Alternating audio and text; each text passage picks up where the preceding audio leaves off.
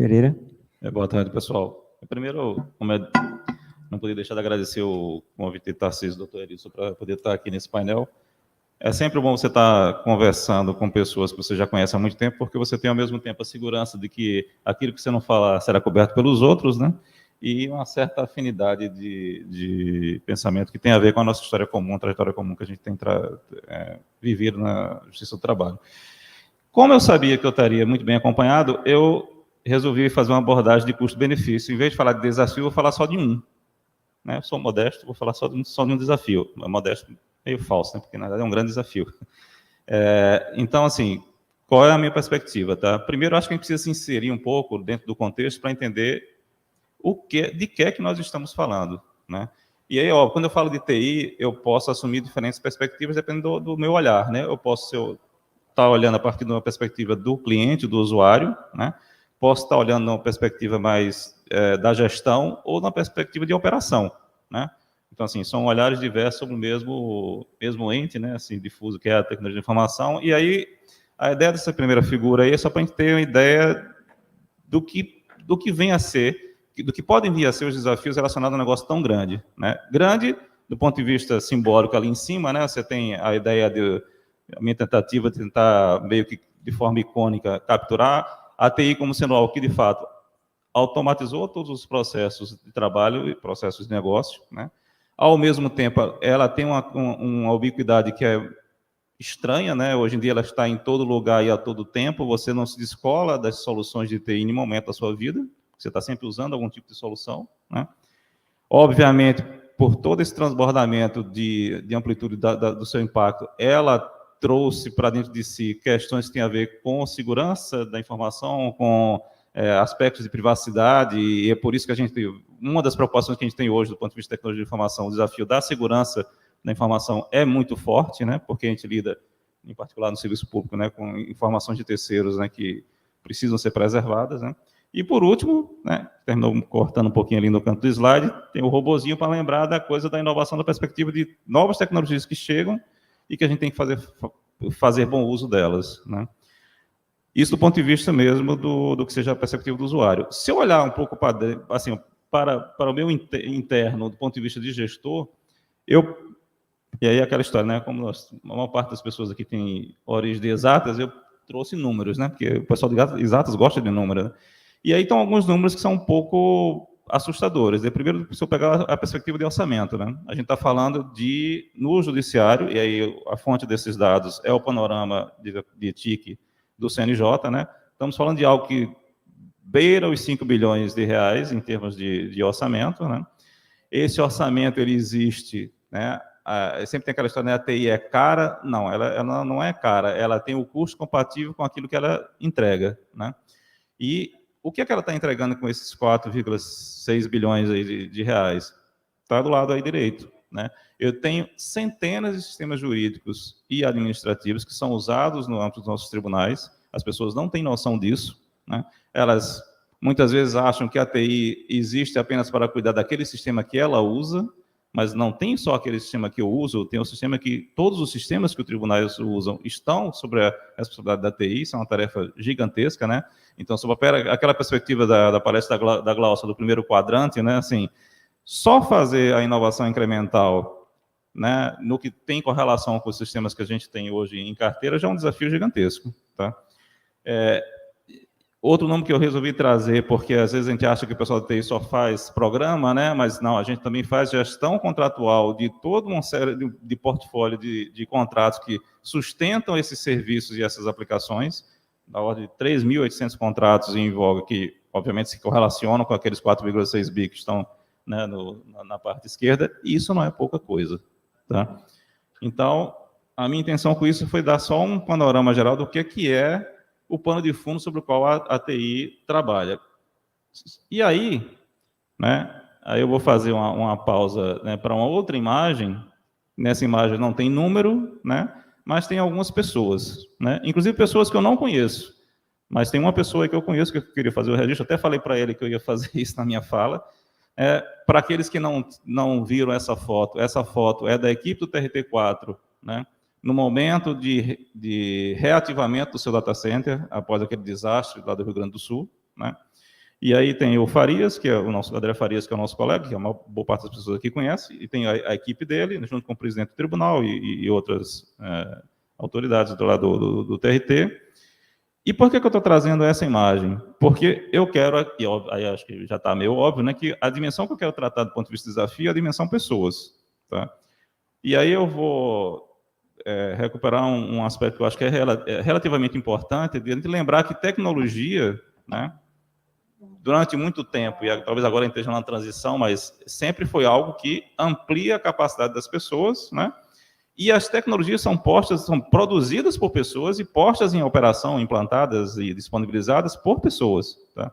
Então, assim, seria um equívoco alguém pensar que o TRT4 conseguiu colocar seus serviços de TI no ar por conta da sala-cofre. Não, a sala-cofre é um meio instrumental que, a partir da atuação dessas pessoas, que inclusive, né, eu queria prestar essa homenagem, porque essas pessoas atuaram profissionalmente em momento frágil, em que seus familiares estavam sob risco, em um contexto assim absolutamente caótico, tá?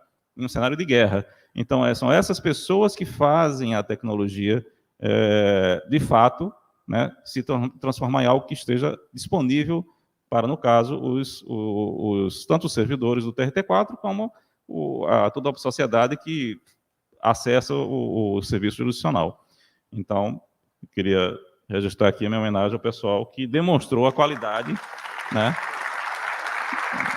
Eu ia pedir, mas como vocês já bateram palma, foi bom que eu nem precisei pedir, porque eu queria fazer essa inversão. Acho que eles não estão aqui presentes por isto, porque eles estão no conceito mais amplo do que é servidor público. Eles estavam, de fato, servindo o interesse público, inclusive em detrimento do seu interesse privado, né, nesse momento de atuação.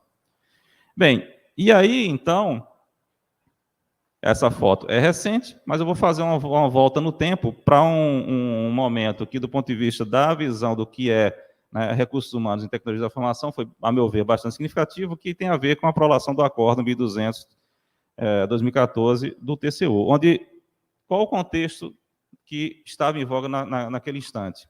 O Tribunal de Contas da União, dentro das suas atribuições, né, e competências, ficou um pouco preocupado com o crescimento dos investimentos em tecnologia de informação na administração pública federal e resolveu dar uma checada. Espera aí, estamos gastando muito dinheiro. Será que nós estamos, do ponto de vista da dimensão de recursos humanos, estabelecendo as condições adequadas para que esse dinheiro tenha, de fato, um bom uso? Né? Então, essa perspectiva foi o que preocupou o TCU.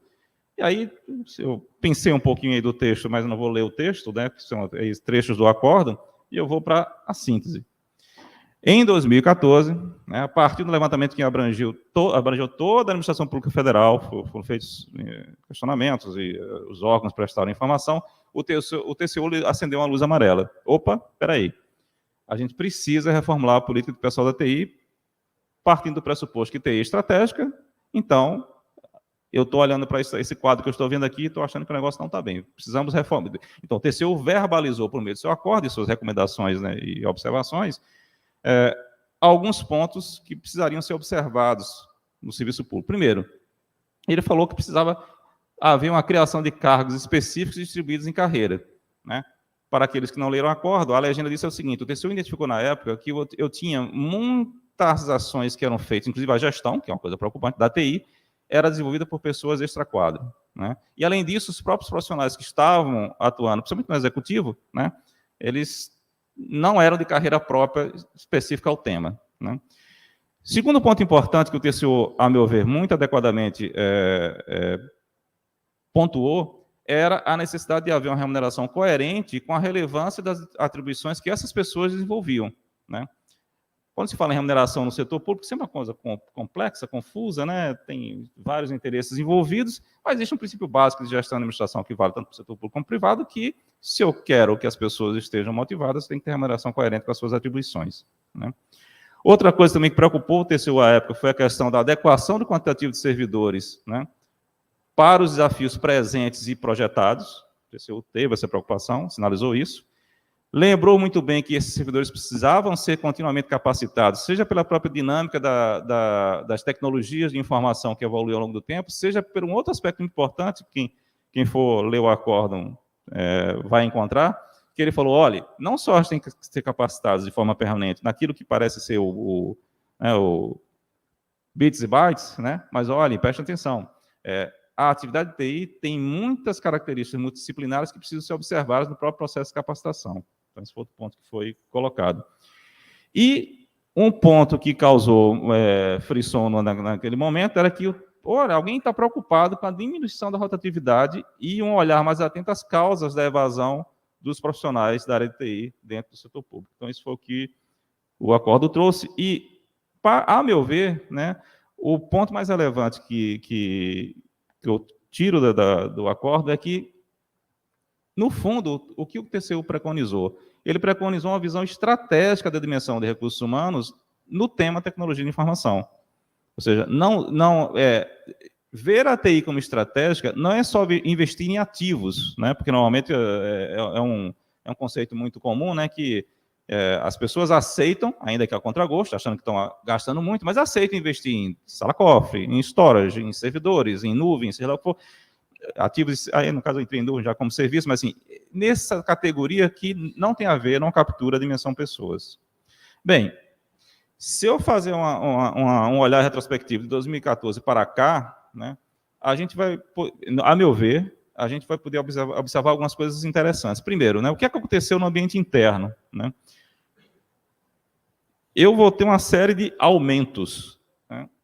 Há um aumento da complexidade das tecnologias e soluções que nós usamos. Né? Ao mesmo tempo, né, ao longo desse período, você claramente observa que houve um aumento da complexidade dos processos de TI, os processos de gestão de TI se tornaram mais complexos por muitos marcos regulatórios que apareceram. Né? E, obviamente, se aumenta a complexidade dos processos do ponto de vista, né, do que seja o benchmarking de qualidade, eu estou aumentando o custo de conformidade. Né? Nesse mesmo período, a gente assistiu, de forma muito clara, um aumento exponencial das demandas por serviços, soluções de tecnologia de informação, que, considerando o quadro que se tinha, obviamente gerou um aumento de backlog, ou seja, existe na prateleira lá da TI cada vez mais coisas que ou estão ainda por ser feitas, ou pior, em alguns casos, já precluíram, assim, já ninguém nem... O cara pediu, mas você não conseguiu entregar a tempo, então esquece.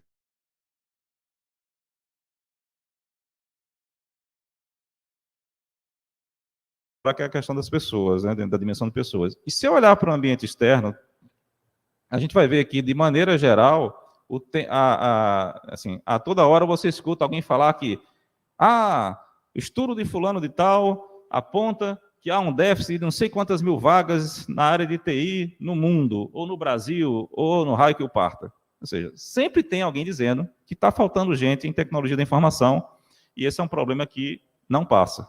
Né? Obviamente que se interfere nesse cenário que eu estou analisando. E, em particular, eu acho que há um momento muito divisor de águas, no meu ver, nessa questão da questão das pessoas na TI, que é a pandemia. Na pandemia do Covid-19, aquele momento foi um momento interessante do ponto de vista de gestão de pessoas, por quê? Primeiro, todos nós, a maioria, né, entrou em teletrabalho, seja no setor público ou no setor privado. Ao haver esse movimento de entrar no teletrabalho, né, do ponto de vista individual, né, do profissional, uma situação tanto quanto singular apareceu, né? Porque assim, todo mundo, há muito tempo, já ouviu algum colega comentar que, fulano de tal foi trabalhar na Google, fulano de tal foi trabalhar no Facebook, fulano de tal foi trabalhar para algum lugar lá fora. Ou alguém está fazendo uma consultoria externa, né, no contraturno, né, em regime de trabalho remoto. Só que nesse momento da pandemia, as pessoas todas, na própria sua atividade ordinária, entraram em teletrabalho e elas perceberam algumas coisas. Primeiro, aquilo que o fulano fazia, eu também estou fazendo agora. E se eu estou fazendo do ponto de vista do meu empregador, que é o judiciário, eu posso fazer para terceiros. Né? E esse momento, né, a meu ver, sinalizou de uma forma mais ampla a mobilidade profissional, que todo mundo já sabe que existe na área de TI há muito tempo, mas para muitos apareceu como uma possibilidade concreta. E, obviamente, que isso aconteceu no momento que todos estavam passando pelo mesmo fenômeno da pandemia, e houve um acirramento da globalização, a globalização da disputa por profissionais de tecnologia de informação. E aí a tese que eu quero defender é que a dimensão pessoas ainda é, a meu ver, o risco mais relevante que nós temos do ponto de vista da área de tecnologia de informação. Porque sem pessoas nós não conseguimos dar conta do recado. Tá? E eu acho que o quadro de 2014 para cá não evoluiu como deveria. Né? Bem, então, para tentar meio que validar minha tese, vou apresentar algumas figuras aqui de números. Né? Bem, esse quadro aí, também tirado do panorama do CNJ, né? E aí eu vou aferir a confiabilidade do dado à fonte, né? Mas eu até nem me preocupo tanto com assim, não é relevante porque eu quero discutir o grau da margem de erro. Se for pequena, não muda o que eu vou dizer, a conclusão que eu vou chegar. Ora, esse quadro me dá qual seria, do ponto de vista do normativo, todos nós conhecemos, que estabelece o quadro mínimo de pessoas na tecnologia de informação, qual seria o valor que o Poder Judiciário deveria estar hoje mobilizando, né? Na ordem aí de 10 mil cargos de TI. Se você olhar para a direita, você está dizendo a necessidade de criação que está posta, dado de 2022, se não me falha a memória. Ora, quando eu olho esse número, eu vejo uma coisinha piscando chamada risco. Né? Partindo do pressuposto que a parametrização foi feita correta, ou ainda que ela tenha alguma margem de erro, mas quando se fala em margem de erro, você pensa em 5%, 10%, ninguém pensa em 50% mais disso. Né? 50% é margem de erro, né? Não dá, né, para pensar assim. Então, eu tenho um risco. Né? E o risco ocorre tanto na quantidade de cargos, como também no fato que tem muitos cargos que já foram criados e estão ainda até hoje em aberto, não foram repostos. Né? É claro que esses números variam ao longo do tempo, mas só para a gente ter uma ideia geral. Bem, isso no judiciário. Agora, eu estou aqui, não é à toa, é porque sou um tribunal de pequeno porte. Como é que fica isso no tribunal de pequeno porte, num caso como o meu? Tá? Bem, o meu quadro de TI, né, está abaixo de 60% do que seja o referencial mínimo preconizado pelo CNJ. E qual é o efeito disso? Se eu olhar para vários processos críticos de TI, eu vou contrapor a eles equipes, né? Ou seja, eu tenho processos críticos ancorados em uma pessoa, em duas pessoas, que, a meu ver, de novo, a palavra risco se estabelece. Só para você ter ideia da evasão, em 2023 eu tive uma evasão de 10% do quadro, em 2024, porque eu fico mapeando isso, né, porque é meu papel como secretário, né, eu tenho uma evasão prevista de mais 10%, ou seja, eu perdi 20%, devo ter perdido 20% do quadro até o final desse ano. Ora, mas aí eu queria chamar a atenção, né, porque assim, se o dado quantitativo, né, 20% já parece significativo, a gente não pode ficar só no dado quantitativo, né, assim, quem foi que eu perdi, né? E aí, assim, esses 10% deste ano, por exemplo, se convertem em 25% da minha área de segurança da informação. Se converte, por exemplo, na perda do meu substituto, que do ponto de vista de gestão sucessória é um risco para a organização, ou seja, alguém que estava em mentoria, que em tese deveria estar apto para quando a administração optasse por me substituir, não está mais presente. Bem, deixa eu voltar aqui. E, para somar a isso tudo, no caso específico do meu tribunal, eu tenho 12% do quadro em abono de permanência.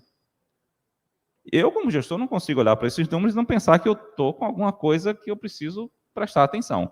Porque, obviamente, que há um risco embutido aí que, inclusive, parte desse risco eu não consigo nem mitigar, porque está fora do meu alcance, que é a questão dos servidores em abono de permanência. Bem, alguém poderia dizer, pô, Pereira, o problema é teu.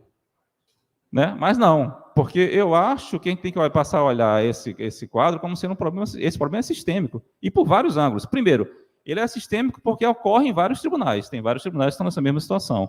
E, em segundo lugar, porque houve nesse período um aumento da interdependência. Se a gente olhar para aqueles sistemas que estão ali do lado direito, né, CIGEP, CIGEL, PJE, PROAD e tal, eles são desenvolvidos, eles são sistemas nacionais, e a nacionalização desses sistemas foi absolutamente essencial, a meu ver, para que as TIs não tivessem colapsado nesse período, porque não daria para a gente continuar desenvolvendo tudo, cada um de forma individual. Eles são desenvolvidos e sustentados por equipes que estão em rede.